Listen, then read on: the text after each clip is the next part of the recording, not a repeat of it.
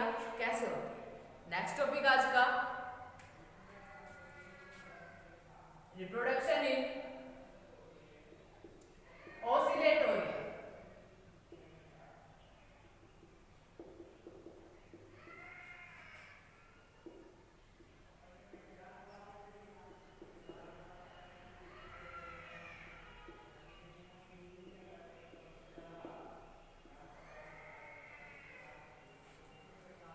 ऑसिलेटोरियम में रिप्रोडक्शन की हम बात करें तो आनुवंशिक पदार्थ तो इसमें डीएनए के रूप में होता है। ऑसिलेटोरियम में सेक्सुअल और एसेक्सुअल रिप्रोडक्शन का अभाव होता है। सेक्सुअल और एसेक्सुअल रिप्रोडक्शन इसमें नहीं होते, केवल इसमें फ्रेगमेंटेशन एक कायिक जनन का वेजिटेटिव रिप्रोडक्शन का प्रकार है, एक हार्मोगोनिया के द्वारा और दूसरा फ्रेगमेंटेशन के द्वारा जनन होता है। इसमें बात करें कि ऑसिलेटोरिया में एसेक्सुअल रिप्रोडक्शन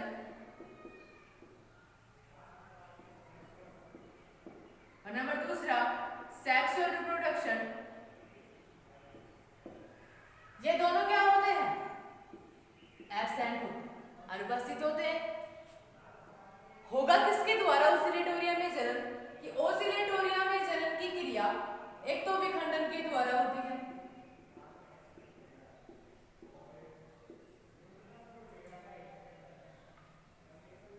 विखंडन द्वारा। नंबर नेक्स्ट दूसरा होता है इसमें हार्मोगोनिया द्वारा।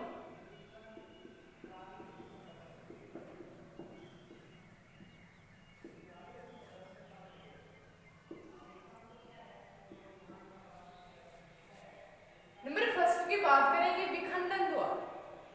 विखंडन का अर्थ ही क्या होता है? खंडों में टूटना। ऑसिलेटोरिया का थैलस होता है ट्राइकोम के रूप में या तंतु के रूप में होता है, जिसमें सभी कोशिकाएं एक समान आकार की होती हैं, केवल शीर्षस्थ कोशिका को छोड़कर। ये तंतु हुआ। यह तंतु खंडों में टूट जाता है, प्रत्येक खंड बन गए ये।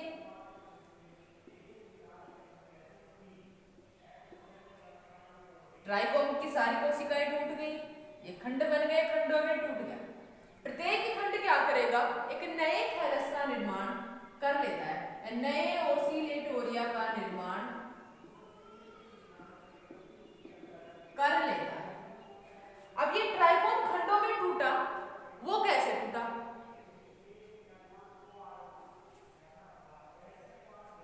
इसमें गति हो रही है या अपना भोजन बना, बाहर से अगर कोई क्रिया नहीं होगी तो ये नहीं टूटेगा।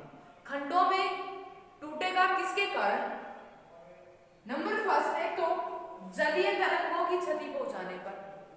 वाटर में, जल में उपस्थित है, तेज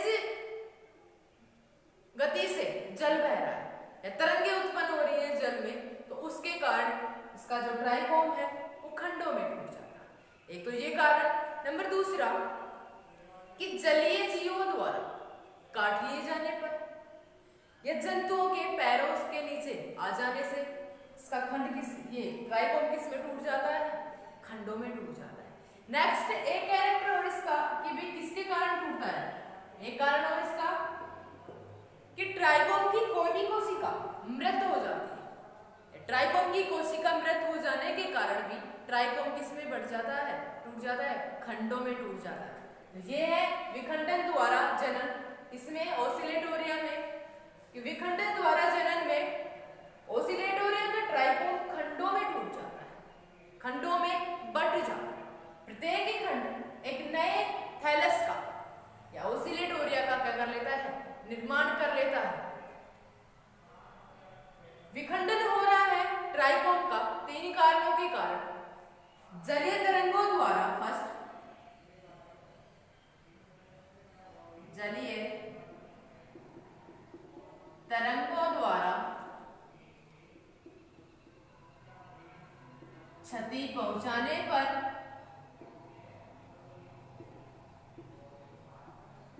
नंबर सेकंड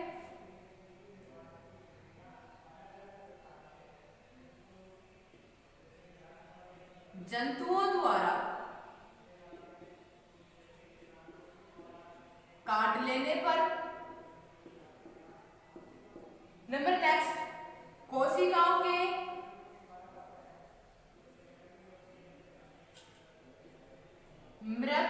हो जाने पर,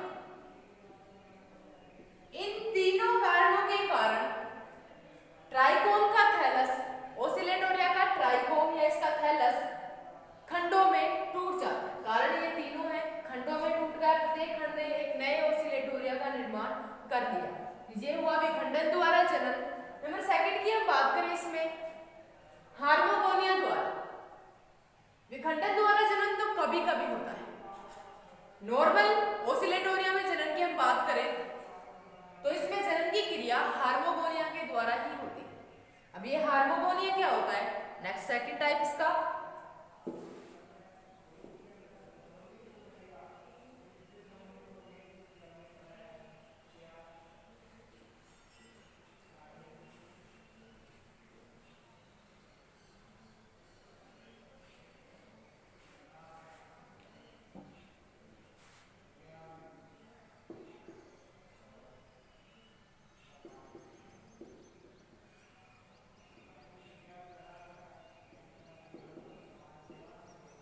बाई हार्मोगोनिया। ट्राइकोम का थैलस, ओसिलेटोरिया का थैलस है वो किसके रूप में? ट्राइकोम के रूप में। ये इसमें कोशिकाएं,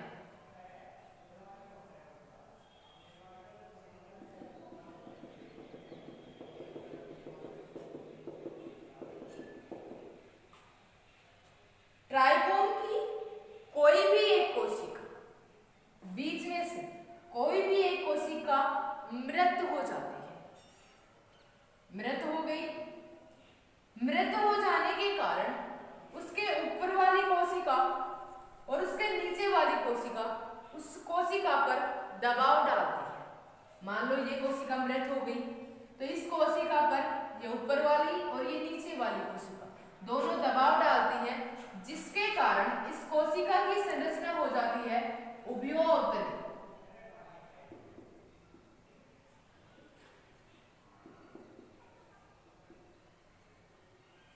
इस कोशिका की संरचना उभयोअवतली हो जाती है। ऐसी हो गई ये।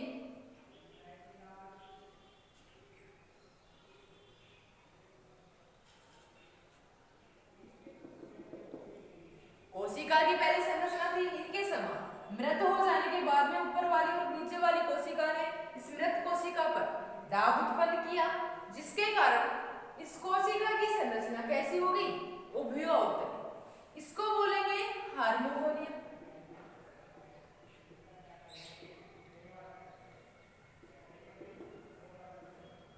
नेक्स्ट कि मृत तो हो गई, संरचना में भी परिवर्तन हो गया इसका कोशिका द्रव्य है। यही कोशिका फूलकर ट्राइकोम को खंडों में तोड़ देती है, खंडों में टूट गया। इस प्रकार बने प्रत्येक खंड को क्या बोलेंगे? हार्मोगोन कहते हैं।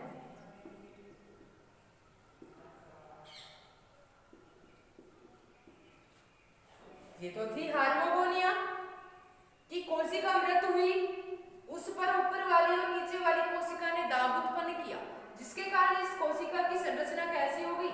उभयोअवतली। कुछ समय बाद में यह कोशिका फूलकर ट्राइकोम को, इस सारे को क्या बोल रहे हैं? ट्राइकोम। हिंदी में बोलते हैं इसे तंतु। इस ट्राइकोम को खंडों में तोड़ देती है।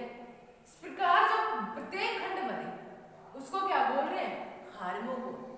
यह हार्मोगोन आगे विभाजन करके नए थैलस का निर्माण कर लेता है। नया थैलस वो भी किसका? ओसिलेटोरिया।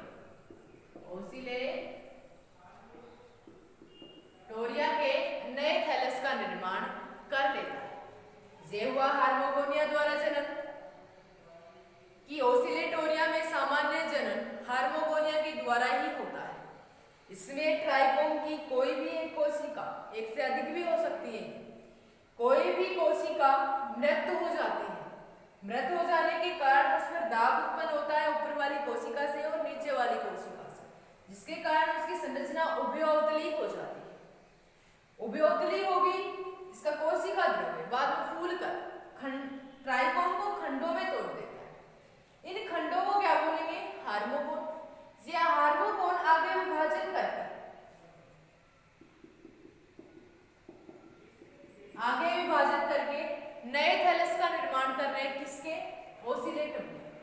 ये हुआ ओसिलेटोरिया में जनन कि सेक्सुअल और एसेक्सुअल रिप्रोडक्शन का अभाव है कि दो प्रकार से हो रहा है जनन, तो विखंडन के द्वारा और नंबर दूसरा हार्मोगोनिया के द्वारा। नेक्स्ट हम इसमें बात करें कि ओसिलेटोरिया का जीवन चक्र।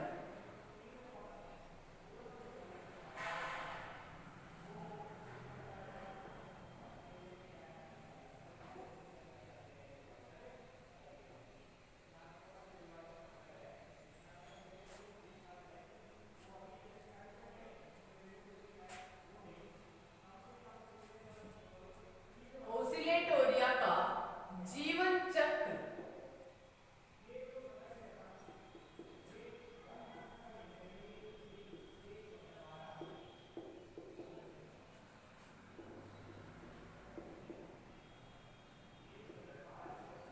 जीवन चक्र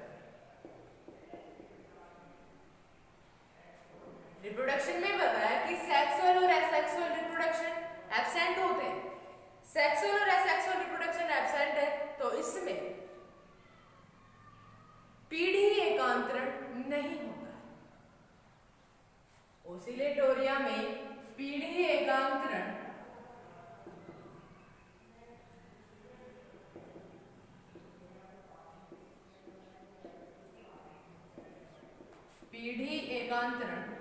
नहीं होता है।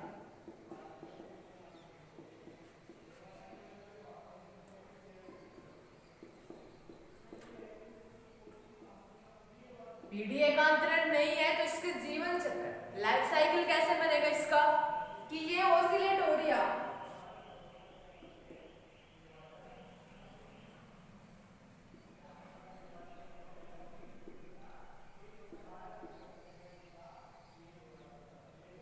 सेक्सुअल और एसेक्सुअल रिप्रोडक्शन अनुपस्थित है।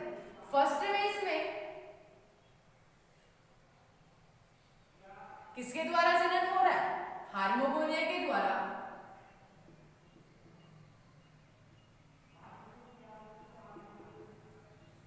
हार्मोगोनिया ने वापस से क्या बने? हार्मोगोनिया से हार्मोगोन का निर्माण हुआ।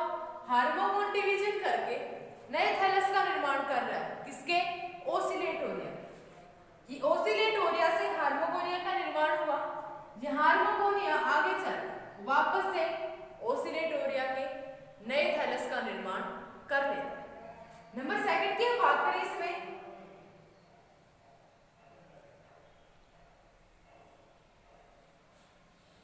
नंबर दूसरा टाइप था इसका फ्रेगमेंटेशन।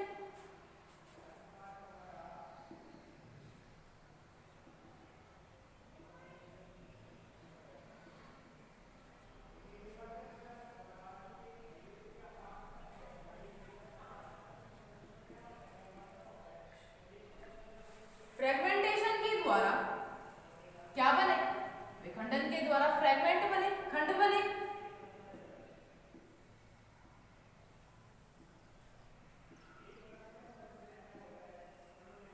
ये खंड विभाजन करके डिवीजन करके किसका निर्माण कर रहे हैं? वापस से ओसिलेटोरिया के थैलस का निर्माण कर रहे हैं। तो ये हुआ इसका ओसिलेटोरिया का लाइफ साइकिल। लाइफ साइकिल में हम बात करें कि एसेक्सुअल और सेक्सुअल रिप्रोडक्शन अनुपस्थित होता है, जिसके कारण ओसिलेटोरिया में पीढ़ी एकांतरण नहीं होता है। इसका लाइफ साइकिल कैसे बनेगा कि ओसिलेटोरिया में हार्मोगोनिया का निर्माण हुआ। हार्मोगोनिया ने वापस से ओसिलेटोरिया का निर्माण कर लिया। नंबर दूसरा कि विखंडन के द्वारा हुआ। विखंडन की क्रिया द्वारा ओसिलेटोरिया का जो थैलस था किसमें टूट जाता है? खंडों में। प्रत्येक खंड आगे वापस से किसका निर्माण कर लेता है? नए ओसिलेटोरिया का निर्माण कर लेता है। तो ये हुआ ओसिलेटोरिया में रिप्रोडक्शन और उसका लाइफ साइकिल।